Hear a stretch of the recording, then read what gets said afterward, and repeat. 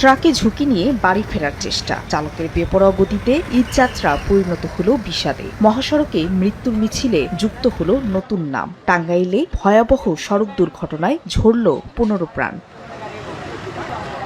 ঈদের ছুটিতে সোমবার ভোরে চট্টগ্রাম থেকে রড বোঝাই ট্রাকে করে নওগাঁ যাচ্ছিল 25 থেকে 30 জন যাত্রী। পথে ঢাকা টাঙ্গাইল মহাসড়কের কালীহাতির সরাতইল এলাকায় নিয়ন্ত্রণ হারিয়ে ট্রাকটি রাস্তার পাশে খাদে পড়ে উল্টে যায়। এতে ঘটনাস্থলেই 15 জনের মৃত্যু হয়, আহত হন আরও 10 জন। গাড়ি ব্রেক ফেল করেছে, না হলে কোনো একটা সমস্যা হয়েছে।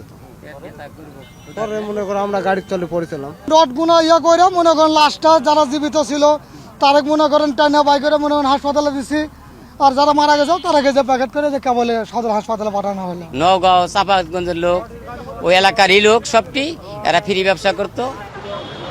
খবর পেয়ে পুলিশ ও ফায়ার সার্ভিস ঘটনাস্থলে গিয়ে হতাহতদের উদ্ধার করে। প্রাথমিক অবস্থায় ধারণা করছি যে নিয়ন্ত্রণ হারিয়ে ট্রাকটি পড়ে যায় এবং ঘটনাস্থলেই 15 জন মারা যায়। হতাহত যাত্রীদের বেশিরভাগই শ্রমিক ছিলেন বলে নিশ্চিত করে পুলিশ। এছাড়া নিহত 15 জনের মধ্যে 13 জনের বাড়ি নওগাঁর মান্দায় বলে জানা গেছে।